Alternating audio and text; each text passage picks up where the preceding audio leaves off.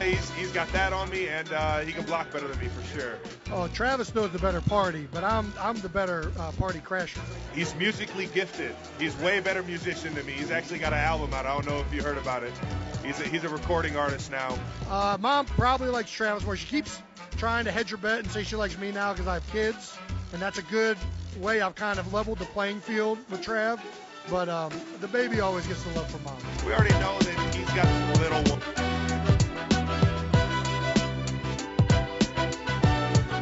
Oh, brotherly hate. Brotherly love. Jason Kelce, Travis Kelce right there on a TikTok. A lot of TikToks going around about the brothers Super Bowl. The crazy thing is they are both arguably the best at their position ever. I mean, a lot of people will say, what about Gronk? Yeah, Gronk. People forget about Gronkowski. He just retired. And Gonzalez. But, like, Kelce's right there. I mean, just absurd. And then Jason Kelce, how many centers do you know by name? He's a star. He just this month got on his saxophone and showed up at the Philadelphia Orchestra like on a Saturday when it's popular, and he played Fly Eagles Fly on the saxophone, and the crowd is chanting Eagles. What a pair, what a story. Going back and forth about who their mom is rooting for. She's got one of those gross fake half jersey things, which is kind of nice, whatever. Jason does have kids, and he's expecting, I believe, his third. His wife will be 38 weeks pregnant during the Super Bowl, so it could happen at any given moment. If he wins the Super Bowl, I suspect he'll retire just because it's just too perfect. But yeah, I can't get enough of this Kelce thing, and they're both maybe the greatest ever at their position. Jason, the center, was a walk-on at Cincinnati as like a running back. Crazy how it works out. This is interesting to see. Daily Sports Podcast, news, narratives, takes, and gambling. I was going to say this for Controversial Wednesday, but here we are. We have a big controversy.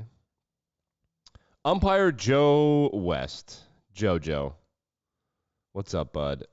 Joe West, he's the old guy. He would wear like armbands for umpire awareness about how the umpires are being abused.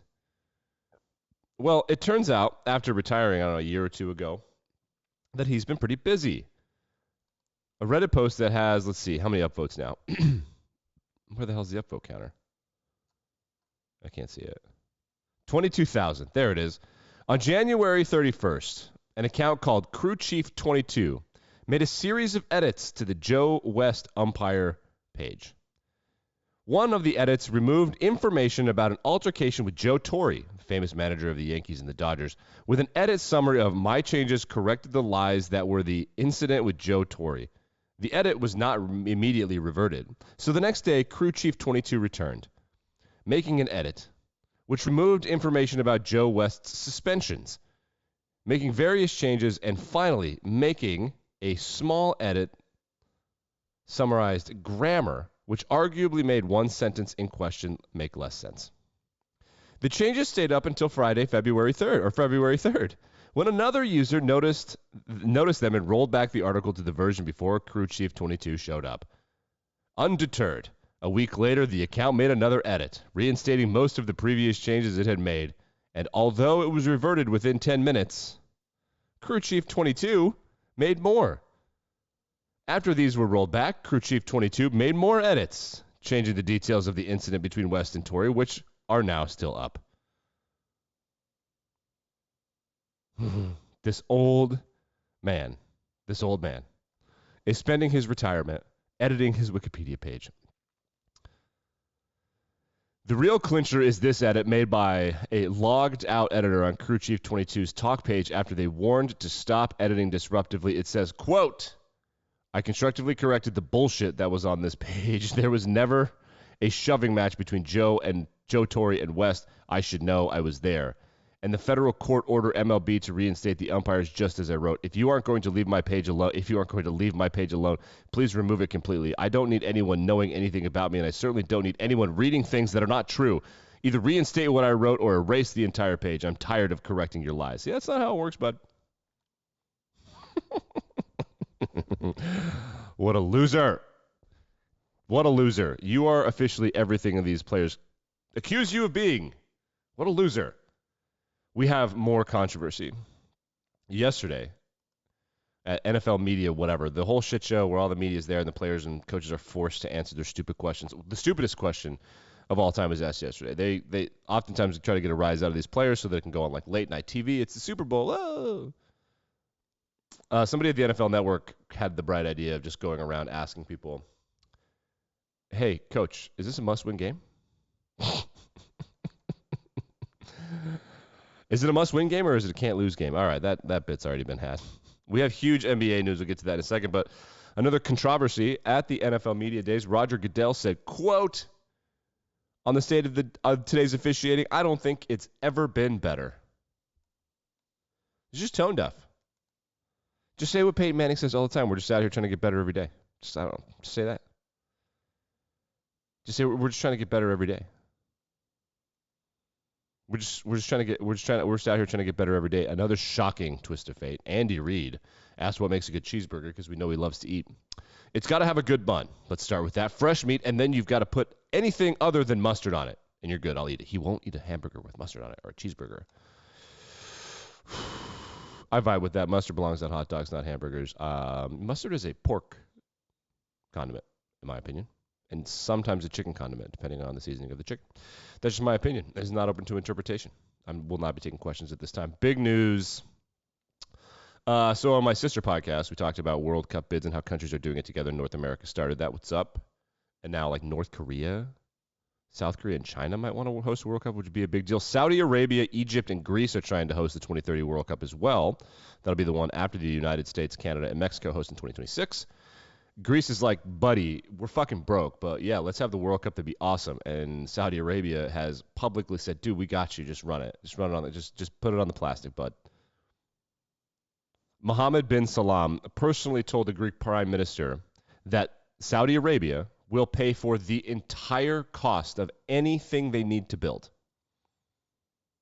Saudi Arabia will dip into its bulging coffers to finally underwrite the cost of jointly hosting 2030 tournament with Greece and Egypt. Like, they want it so bad.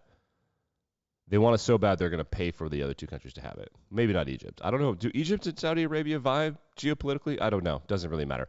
Huge NBA news happening yesterday. The first story, we'll go reverse chronologically. Hashtag whiskey is trending. Let's get into that later, huh?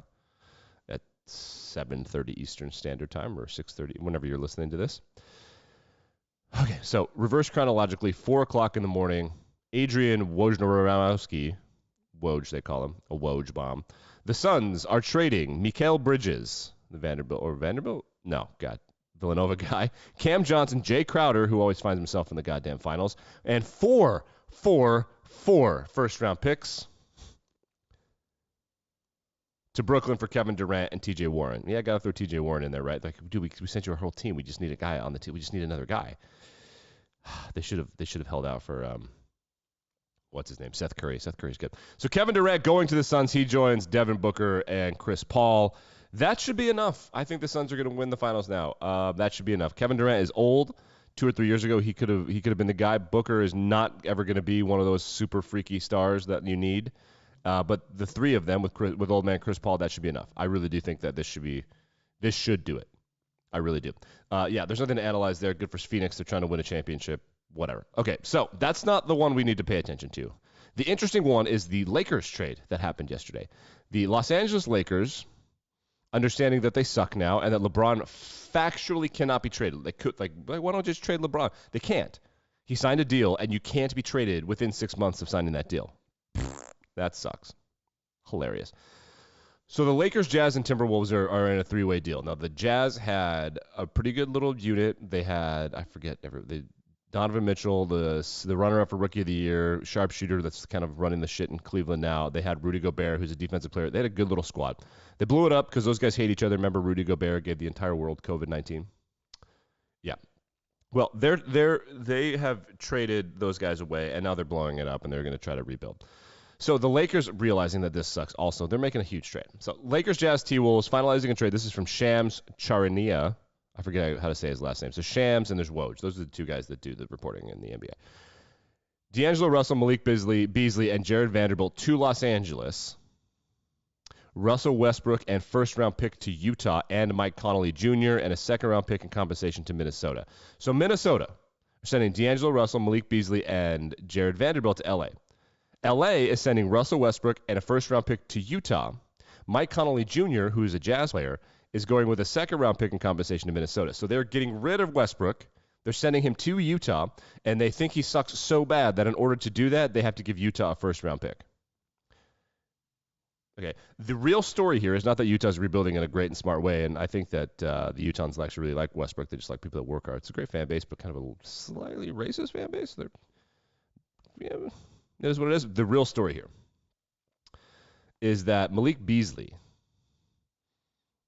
was for a while dating/banging the mom of now one of his teammates. And you've heard of this teammate before. Is it LeBron now? That story is 10 years old. That's a different thing. This is Scottie Pippen Jr.'s mom. That means that this guy is a teammate with this woman's kid, who is also Scottie Pippen's kid. And all of this is happening on LeBron James's team. Oh, the popcorn. I actually think that this is the hottest this story will ever be. And it's one of those things like, oh, the drama. I actually think that it's just not going to be a thing. I don't know the age difference between Scottie Pippen Jr. and Malik Beasley, but I know that Beasley's been in the league for a while. I had no fucking clue Scottie Pippen Jr. was even in the league. I have no time for Lakers benchwarmers. Sorry. Speaking of Lakers benchwarmers, a while ago, Larry Nance Jr. shouts to the Wyoming Cowboys, my home state of Wyoming. Larry Nance Jr. was a great dunker, one of the greatest Wyoming Cowboys of all time. He's really great. He was trying to suck up to LeBron, and so he quoted Drake. First name ever, last name greatest. That was from a Drake song in 2009. Nope, got it wrong, so he tried again. First name greatest, last name ever. No, I actually don't know the lyric now. Hold on. I have to Google the lyric now because this dude is melting my brain. Hold on. Let's just Google the lyric. Cool. Last name greatest. Hold on. Here's the lyrics. Hold on. We're doing this together because this kid, Larry Nance Jr. Okay, song's Forever. It's one of the greatest rap songs of all time. Lyrics. Forever, Drake, lyrics. See, look, this is what happens. May I mean nothing to you. All right, I give up. Anyway, Larry Nance Jr., everybody's making fun of him because he can't get the lyrics right. Oh, man, Larry Bear. Good for you, though, chiming in. There is video going around of Anthony Davis, the teammate of LeBron James, who's been an enormous disappointment. A lot due to injuries, but just a lot because he hasn't been playing well. There's a video of him not really into the LeBron celebrating passing Michael Jordan. It's weird how much people hate LeBron. Michael Jordan, if social media were around during his career, people would consider him an enormous piece of shit.